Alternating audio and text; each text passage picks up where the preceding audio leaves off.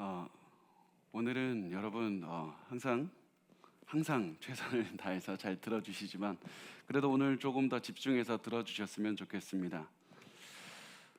제가 한동대에 가서 수업을 들을 때 한 교수님께서 오셔서 이렇게 말씀을 해주셔서 그 얘기를 들은 적이 있었습니다. 그 교수님은 차별금지법을 막기 위해서 굉장히 노력하는 분이었습니다. 그 교수님이 질병관리청에 나와 있는 에이즈 관련 자료들을 보다가 화가 나서 이렇게 질병관리청에 직접 전화를 해서 질문을 했다고 합니다. 왜 우리나라 질병관리청은 에이즈의 가장 주된 원인이 남성 간의 성관계라고, 동성애자들의 성관계라고 말하지 않습니까? 이렇게 얘기를 했더니 그 전화를 받은 공무원이 이렇게 대답했다고 합니다. 동성애가 에이즈의 가장 큰 원인이라는 증거가 어디 있습니까? 그런 증거가 있으면 대보라고 오히려 이렇게 따졌다고 합니다. 그래서 교수님께서 이것에 대해서 이미 많은 공부를 몇 년 동안 하신 분이었기 때문에 그 수많은 그 연구 자료들 그리고 많은 것들을 말씀하시면서 이 동성애가 에이즈의 가장 큰 주된 원인이라는 것은 이미 학계에서는 이미 결론이 난 겁니다. 게다가 미국의 질병관리국 홈페이지만 가봐도 남자 동성애자들의 성관계가 에이즈가 전파되는 가장 그 주된 원인이라고 말하고 있는데 왜 한국 질병관리청은 얘기를 하지 않습니까? 그렇게 얘기를 했더니 그 전화 받은 직원이 이렇게 얘기를 했다고 합니다. 그렇다고 사실을 말하면 동성애자들의 인권을 침해하지 않습니까? 동성애자들의 인권을 위해서 그런 것은 말하면 안 된다고 이렇게 대답을 했다고 합니다.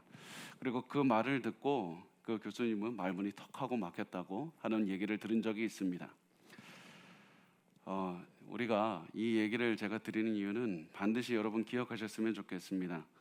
우리 사회에 굉장히 수많은 문제들이 과학적으로만 보면 굉장히 간단한 문제입니다. 통계적으로 보면 굉장히 간단한 문제가 너무나도 많습니다. 그런데 이 많은 간단한 문제에 정치적인 목적이 개입이 되고 개인적인 이득이 개입되기 때문에 문제들이 그 순간 복잡해지는 겁니다. 동성애 문제도 마찬가지입니다. 동성애를 지지하는 특정 정치 집단이나 언론에서 동성애 안 좋은 점이 드러나면 자기들에게 이득이 되지 못하니까 그런 것들을 숨기려고 노력을 하는 겁니다. 동성애자들의 성관계가, 특히 남자 동성애자들의 성관계가 에이즈의 주된 원인이라는 것은 많은 연구에서 이미 입증된 사실이지만 많은 정치 세력이 가입되고 많은 정치 성향을 가진 언론들이 중요한 사실을 감추려고 지금도 노력을 하고 있습니다. 그래서 여러분 꼭 말씀을 드리고 싶은 것은 우리가 어느 때보다도 지금 분별을 해야 되는 때라는 사실을 말씀을 드리고 있는 겁니다. 단순히 그냥 우리가 지식적으로 알아야 된다 그런 얘기가 아니라 영적으로 깨어 있어서 분별해야 되는 때라는 겁니다. 코로나 때문에 정신이 없이 그냥 이렇게 시간을 보낼 것이 아니라 우리가 영적으로 깨어 있어야 됩니다.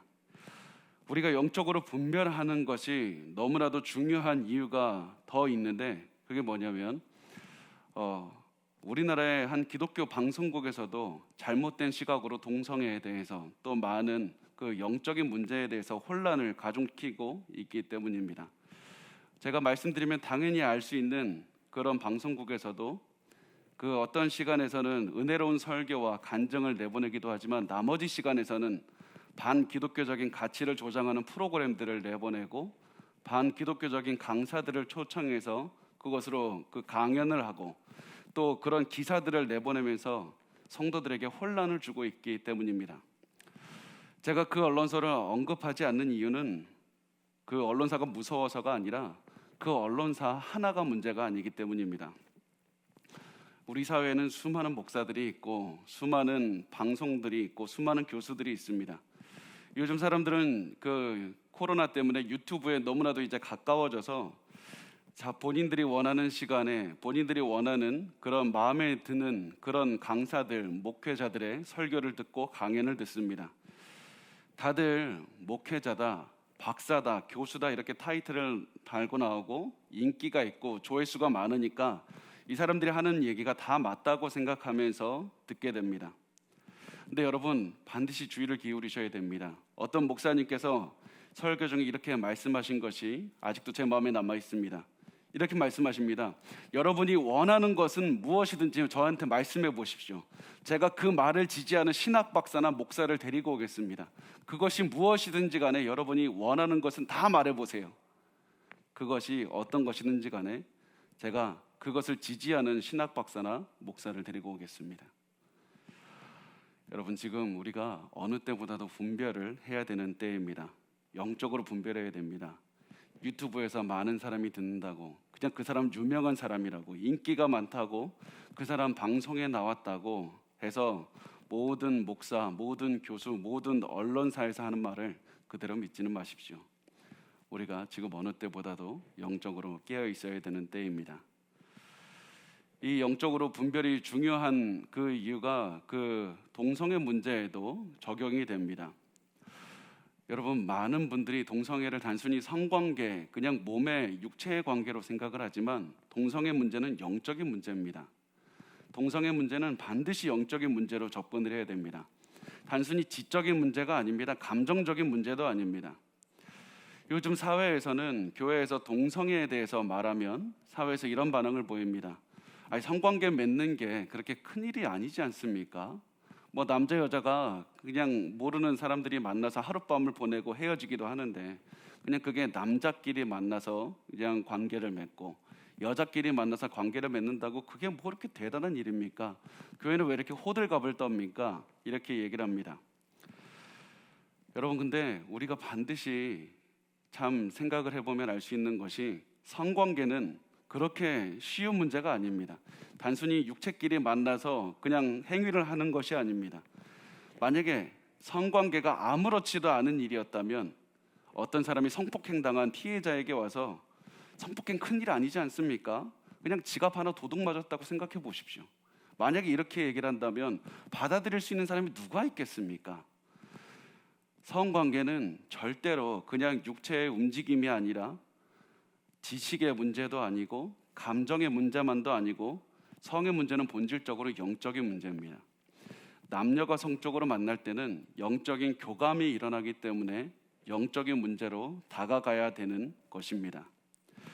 그래서 동성의 문제도 본질적으로 지식의 문제, 감정의 문제 이런 것이 아니라 영적인 문제로 접근을 해야 됩니다.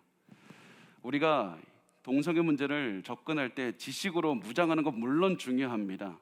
항상 그러나 더 중요한 것은 영적으로 더 깨어 있어야 된다는 사실을 기억해야 됩니다. 그래서 여러분, 자녀들에게 동성애에 대해서 가르칠 때도 여러분이 많은 지식을 가지고 가르치는 거 참 중요합니다. 그러나 자녀가 동성애에 대해서 물들지 않고 세상에서 오직 하나님 앞에 거룩하게 살기를 원하신다면 동성애에 대한 지식을 가르치는 것보다 더 먼저 하나님께 가까이 가는 법을 가르치십시오. 하나님께 기도하는 법을 가르쳐 주셔야 됩니다. 아이가 하나님을 사랑하는 법을 가르치셔서 아이가 항상 하나님 앞에서 영적으로 깨어 있게만 만든다면 그 아이는 세상에서 주는 많은 그 악한 영향으로부터 자유로울 수 있고 그 영향이 동성애가 된다 할지라도 아무리 세상에서 아이의 머리를 세뇌시키려고 한다 할지라도 그 모든 세뇌를 이겨낼 수 있을 것입니다.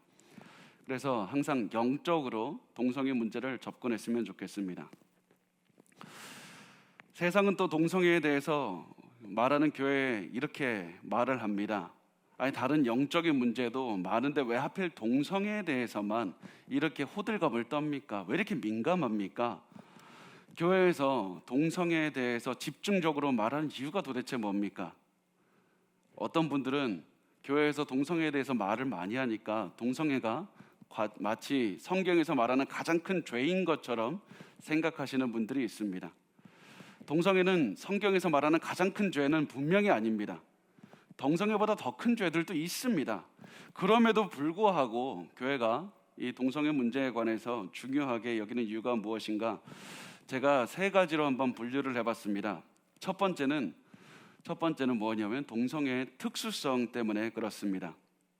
자, 예를 들면 어떤 누구도 강도나 강간을 하는 그런 사람에게 그 사람 죄가 없다고 말하지 않습니다.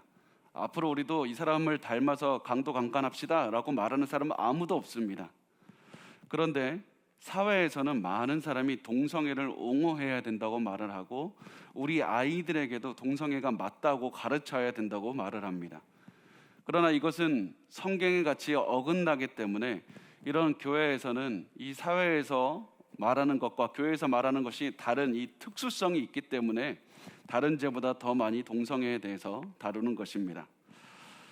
두 번째, 교회가 이렇게 동성애에 대해서 집중적으로 다루는 두 번째 이유가 무엇이냐면 동성애에 대한 인식은 사회 전반에 걸쳐서 모든 법과 사회와 문화에 영향을 주기 때문입니다.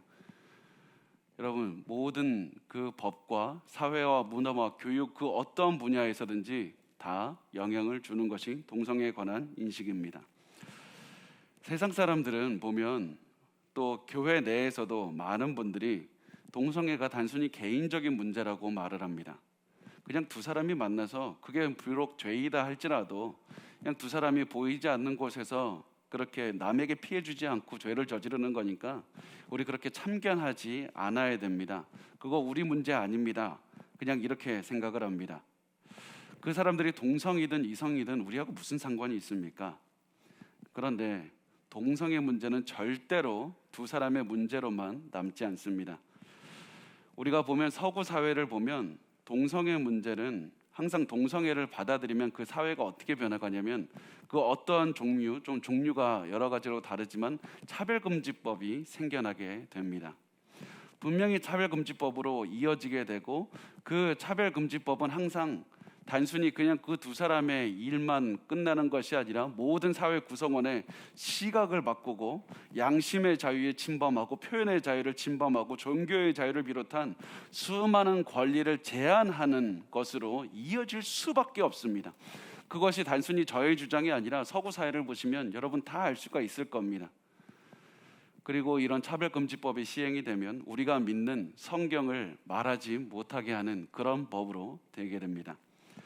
그래서 이 동성애 문제 절대로 두 사람의 문제로만 남아있을 수 없기 때문에 교회는 이 문제를 심각하게 말을 하는 겁니다.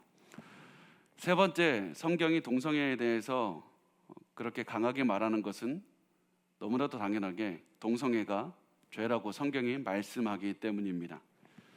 다시 말해서 동성애는 성경이 제시하는 정답에서 어긋나기 때문입니다. 그러면 성경에서 제시하는 성에 관한 정답이 무엇인가?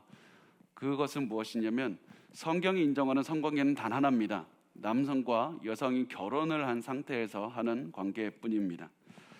이것은 여러 가지에서 찾을 수 있지만 가장 중요한 건 하나님께서 천지를 창조하신 장면에서 찾을 수가 있습니다.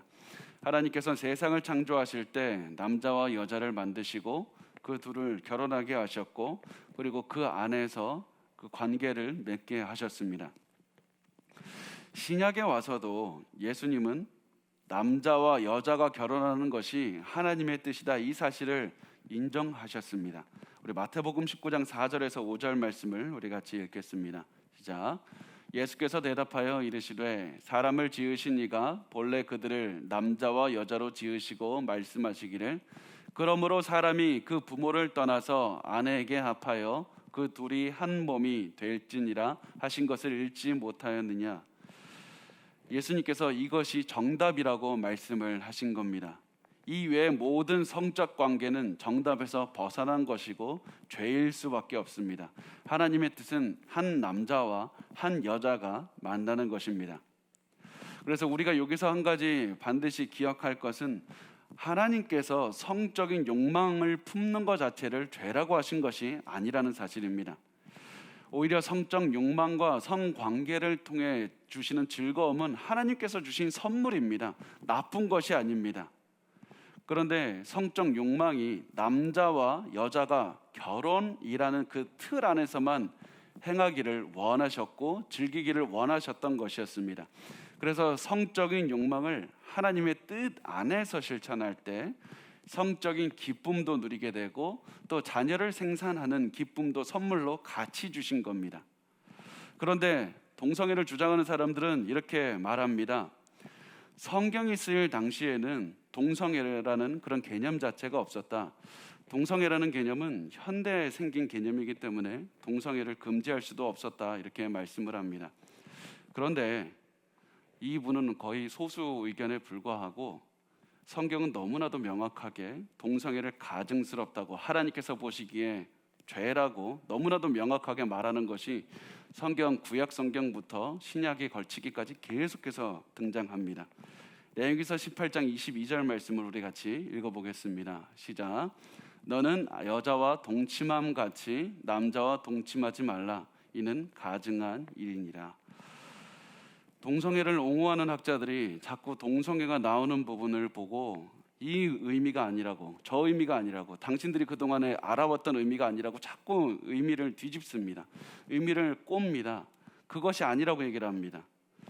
아까 얘기한 것처럼 그 동성애가 새로 생긴 개념이라고 말하는 것과 같이 또 그렇게 말씀하시는 분들이 동시에 주장하는 게 뭐냐면, 동성애가 지금 성경이 동성애를 죄라고 말하는 것이 아니라 성경에서는 환대하지 않은 것을 죄라고 얘기를 하는 겁니다. 이렇게 주장을 합니다. 환대, 그러니까 이방인들이나 처음 보는 사람들이나 멀리 여행하는 자들을 환대해서 잘 베풀어주고 잘 대접해주는 것이 성경에서 그것을 원한 것이지 동성애 자체를 금지한 것이 아닙니다. 이렇게 얘기를 합니다. 물론 성경에서 보면 이방인을 환대하지 않은 것, 누군가를 환대하지 않은 것 굉장히 중요한 겁니다. 잘 모르는 사람이 있어도 성심성의껏 대해주는 것이 굉장히 중요했습니다. 그런데 동성애 관련된 구문을 다 그냥 환대하지 않은 죄다 이렇게 갖다 붙이는 것은 너무나도 잘못된 해석입니다. 성경 그렇게 해석하는 것은 그 박사 타이틀을 하고 하시는 것은 아닌 것 같습니다. 구약 성경은 너무나도 명확하게 동성 간의 성관계 맺지 말라고 말씀을 하고 있고, 또 구약에서 성관계를 하시는 사람은 죽음으로 처벌하라고 말씀을 하고 있습니다. 동성애가 죄라는 말은 그 구약에만 있는 것이 아니라 신약에서도 전반적으로 말씀을 하고 있습니다. 특히 신약 성경에서 동성애에 관해서 가장 명료하게 말씀하신다고 하시는 부분이 어디냐면 우리가 오늘 묵상하는 로마서 1장 24절 이하의 말씀입니다. 이 말씀을 우리가 잠시 시간 동안에 나누도록 하겠습니다. 우리 로마서 1장 24절 말씀을 우리 같이 읽을까요? 시작. 그러므로 하나님께서 그들을 마음의 정욕대로 더러움에 내버려 두사 그들의 몸을 서로 욕되게 하게 하셨으니. 자, 바울이 죄를 짓기 원하는 사람들, 죄를 지으려는 의지를 가지고 있는 사람들은 하나님께서 처벌하신다고 말씀합니다. 하나님께서 너희들을 처벌하실 것이다. 그런데 그냥 그 처벌이 우리가 생각하기에는 하나님께서 갑자기 벼락을 떨어뜨리고 홍수가 나게 하고 자연재해가 생기게 하고 사람을 갑자기 죽게 하는 그런 방식을 생각은 하지만, 바울이 얘기하는 것은 하나님께서 이렇게 처벌하시는 것이 아니라 죄를 지었을 때 그 죄의 결과를 체험하게 하신다. 그 죄의 결과를 당하게 하신다. 이것이 하나님께서 주시는 처벌이라고 말씀을 합니다. 하나님께서 죄를 짓는 사람의 삶에 개입하셔서 회개시키지 않고 돌아오지 않게 하고 죄의 영향을 고스란히 받게 해서 그 죄의 길로 걸어가게 하는 것이 바로 하나님께서 주시는 처벌이라는 것입니다. 우리 시편 81편 11절에서 12절 말씀 우리 같이 읽겠습니다. 내 백성이 내 소리를 듣지 아니하며 이스라엘을 나를 원하지 아니하였도다. 그러므로 내가 그의 마음을 완악한 대로 버려두어 그의 임의대로 행하게 하였도다. 하나님께서는 이 사람에게 처벌하시는 것이 완악한 그 마음대로 그냥 행하게 두시는 것이었습니다. 그래서 우리가 항상 기도하고 항상 돌아봐야 됩니다. 내가 죄를 짓고 살아가는데 내 삶에 아무런 일이 생기지 않고 하나님의 음성이 들리지 않고 내가 아무리 잘못해도 하나님께서 처벌하지 않고 그냥 그 길대로 살아가게 하신다면 나는 지금 하나님께 복을 받는 인생이 아닙니다. 내가 아무리 돈을 많이 벌어도 내가 죄를 짓고 있을 때 하나님께서 개입하셔서 나를 회개의 길로 이끌지 않으신다면 나는 오히려 하나님의 처벌을 받는 중이라는 그런 사실을 한번 돌아보셨으면 좋겠습니다. 우리가 그런 것을 깨달을 때 우리는 반드시 회개의 길로 돌아와야 됩니다. 자, 이제 이 사람들은 하나님께서 정욕, 그러니까 악한 마음이 원하는 대로 내버려 두셨더니 그 결과 이들이 몸을 서로 욕되게 하는 결과를 낳게 하셨다고 말씀합니다. 자, 로마서 1장 25절 말씀 읽겠습니다. 시작. 이는 그들이 하나님의 진리를 거짓 것으로 바꾸어 피조물을 조물주보다 더 경배하고 섬김이라. 주는 곧 영원히 찬송하시리로다. 아멘. 이미 하나님께서 창조를 통해서 진리가 무엇인지, 정답이 무엇인지 보여주셨다. 그래서 창조주이신 하나님께서 순종하며 살아가야 한다는 것을 이들에게 보여주셨다. 그런데 이들은 하나님의 영광을 따르지 않고 우상과 바꾸었다고 말합니다. 진리와 거짓을 바꾸었다고 말합니다. 그런데 한번 잘 생각해 보십시오. 이들이 하나님이 아닌 우상을 숭배했다, 하나님을 섬기지 않고 우상을 숭배했다고 얘기하는데, 그렇다면 여기서 나오는 우상이 무엇입니까? 우상이 누굽니까? 우상이 바로 나 자신입니다.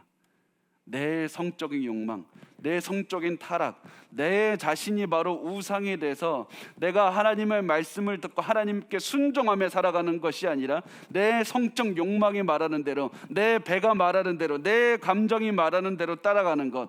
동성끼리 하는 성관계가 하고 싶으면 하나님이 무슨 말씀을 하시든지 내 욕망을 채워서 내 우상으로 섬겨서 그것을 순종하며 살아가는 것, 그것이 우상이다. 그것을 하나님과 너가 우상으로 바꾸었다. 그것이 거짓이라고 말씀을 하고 있습니다.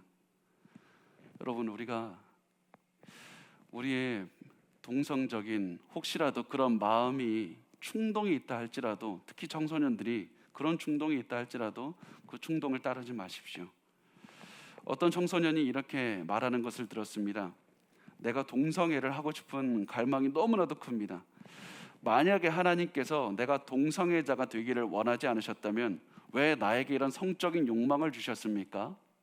이런 여학생이 이렇게 질문을 했습니다. 그런데 만약에 이런 고민을 하시는 분이 혹시라도 있다면, 그리고 우리 주위에 그런 고민을 하는 사람이 있다면 꼭 이렇게 말씀을 해주셨으면 좋겠습니다.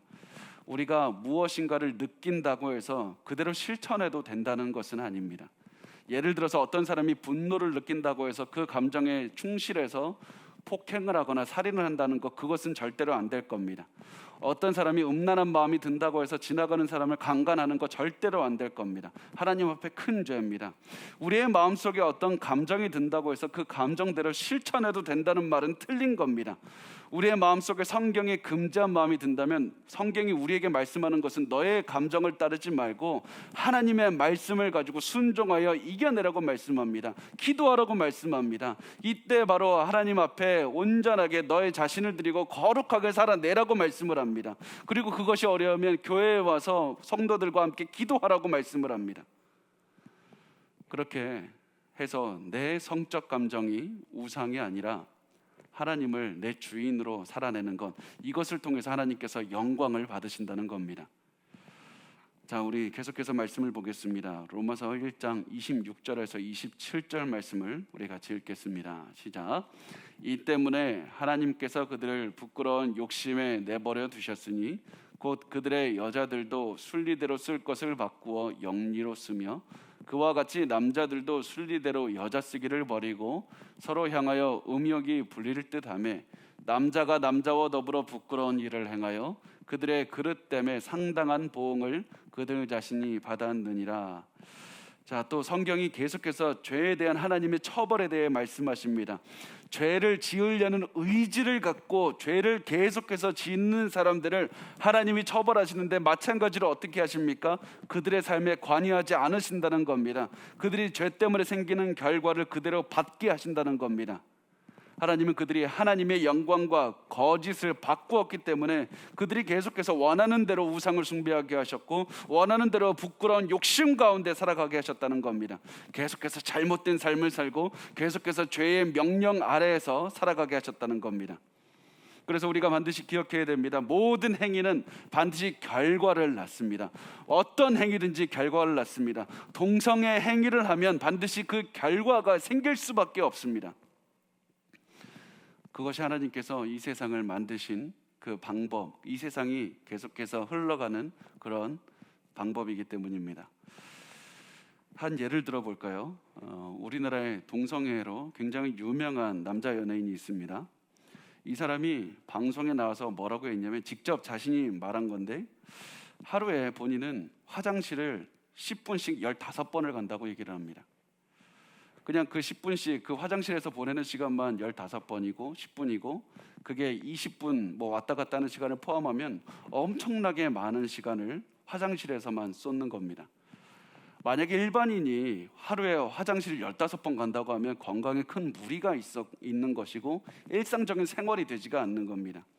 그런데 이 사람은 동성애를 해서 하나님께서 만들어주신 성기관이 아닌 것을 성행위를 하는데 계속해서 사용하다 보니까 결국에서는 그 결과를 하나님께서 죄의 결과를 체험하게 하셔서 매일 15번씩 화장실을 갈 수밖에 없는 그런 인생을 살게 되는 겁니다. 그래서 최소 하루에 2.5시간을 넘어서 5시간까지도 우리가 사용하는 것을 우리가 생각할 수가 있습니다. 하나님께서 이 사람이 성적으로 타락했다고 특별하게 처벌하지 않으셔도 그 죄 가운데서 그냥 두셨더니 이 사람은 동성 성관계를 맺은 것만으로도 하루에 15번씩 하루에 2.5시간, 3시간, 4시간이 넘는 시간을 화장실에서 보내야만 되는 그런 괴로움을 겪게 하셨던 겁니다. 이런 죄를 통해서 개인적인 그런 고난과 어려움도 체험하게 되지만 동성애로 인한 결과는 단순히 우리가 개인적인 그런 상황에서만 겪지는 않습니다. 하나님을 무시하는 삶, 죄를 따르는 삶은 반드시 개인의 삶이 무너질 뿐 아니라 사회 전체적인 타락으로 이어질 수밖에 없게 되어 있습니다. 왜냐하면 모든 도덕의 근본은 하나님이기 때문입니다. 모든 도덕의 근본은 하나님입니다. 이 사실은 거의 대부분의 무신론 철학자들, 그 유능한 무신론 철학자들도 다 인정을 하는 겁니다. 사회에서 하나님을 빼버리면 도덕이 성립할 수가 없습니다. 한 사회의 윤리가 성립이 안 되고 하나님을 빼면 모든 사람이 다 자기의 그 주장을 가지고 그냥 얘기할 뿐입니다. 하나님이라는 절대자가 있어야만 도덕이 성립이 됩니다. 하나님을 무시하는 순간, 하나님이 없다고 생각하고 하나님이 없는 삶을 살아가는 순간 자신의 삶은 도덕적으로도 무너지게 되어 있을 뿐만 아니라 사회 전체가 다 도덕적으로 무너지게 되어 있고 타락하게 될 수밖에 없다는 사실입니다. 그래서 바울은 이렇게 말합니다. 로마서 1장 28절 말씀을 우리 같이 읽겠습니다. 또한 그들이 마음에 하나님 두기를 싫어하며 하나님께서 그들을 그 상실한 마음대로 내버려 두사 합당하지 못한 일을 하게 하셨으니, 자, 하나님께서 그들이 말씀을 듣기 싫어하기 때문에 결국 그들이 원하는 대로 죄 가운데 살게 하셨고 그 결과를 체험하게 하셨습니다. 그들이 진리에서 떠나가도록 내버려 두셨고 올바른 마음을 갖지 못하게 그냥 두셨습니다. 그들이 이미 내 삶에서 하나님은 필요 없어, 하나님 필요 없다고 여기고 떠났기 때문에 하나님은 이들에게 하나님을 떠난 마음을 그냥 갖도록 내버려 두셨다는 겁니다. 이것이 동성애의 죄를 짓고 살아가는 결과입니다. 여러분, 구약과 신약은 확실하게 동성애를 금지하고 있다는 사실을 반드시 아시기를 바랍니다. 그래서 나중에라도 다른 박사, 목사, 어떤 누구의 타이틀을 가지고 와서라도 성경이 그런 의미가 아닙니다, 이렇게 말한다 할지라도 거기서 절대 속지 마십시오. 지금은 영적으로 깨어서 분별할 때입니다. 마지막으로 제가 설교를 마치기 전에 동성애 갖는 우리가 몇 가지 질문에 대한 대답을 하고 끝내려고 합니다. 자, 두 가지인데요. 첫 번째는 많은 사람이 이렇게 얘기를 합니다. 동성애가 동물들 세계에서도 이루어지고 있습니다. 그러니까 동물들에게도 많이 일어나니까 동성애는 굉장히 자연스러운 것 아닙니까? 인간들에게도 일어나야 되는 것 아닙니까? 그렇게 얘기를 합니다. 우선 첫 번째, 우리 반드시 기억하십시오.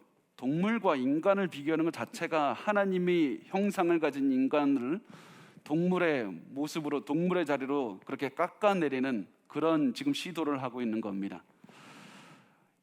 여러분, 그래서 우리가 인간을 생각하는 동물, 놀이의 동물, 이렇게 게임의 동물 많이 얘기하는데 인간을 동물로 얘기하지 마십시오. 인간은 동물이 아닙니다.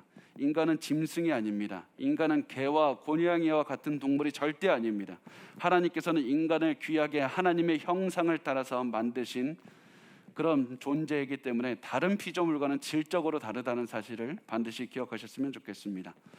또 두 번째, 동물 세계에서는 동성애가 발견됩니다. 그렇지만 그들이 성적인 만족을 위해서 동성애를 한다기보다는 상대방을 제압했다, 내가 이 자를 내가 눌렀다라는 그런 강간의 의미로 그런 동물들이 그렇게 동성애를 하고 있습니다.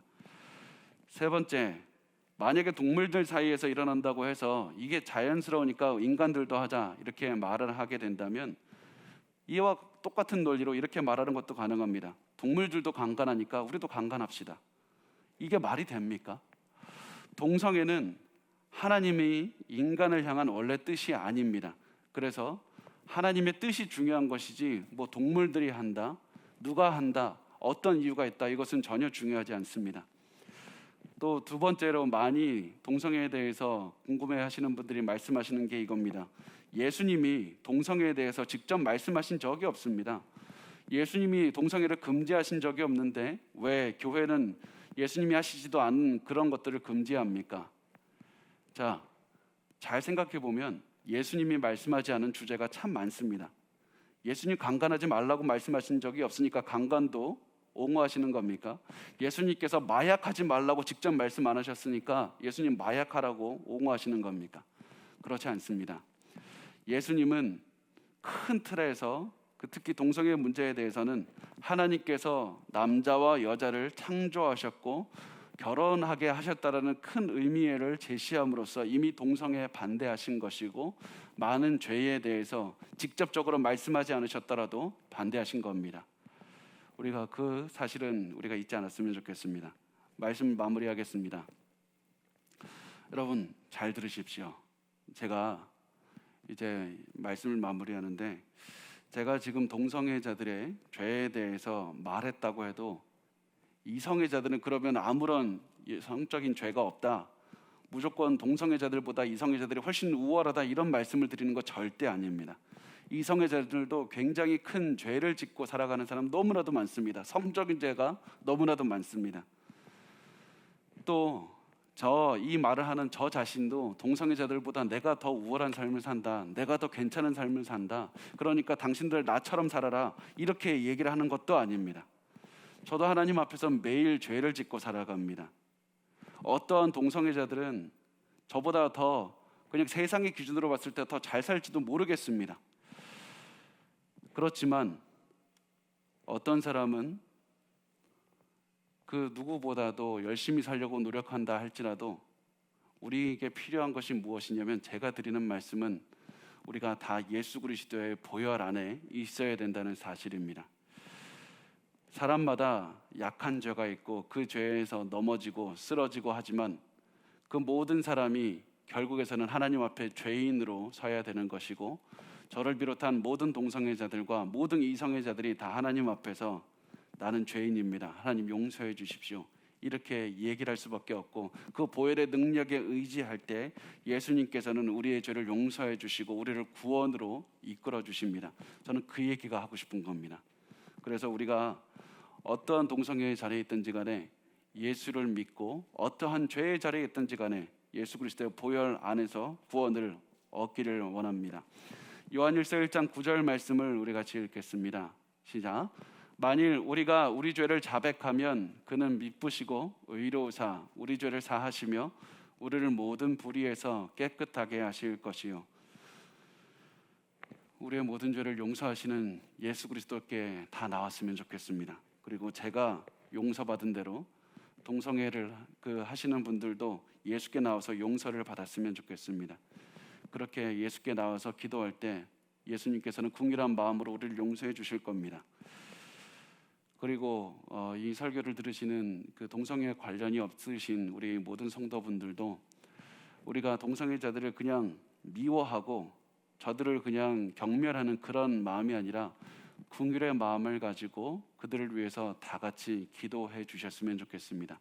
이것이 하나님께서 우리에게 원하시는 마음이기 때문입니다.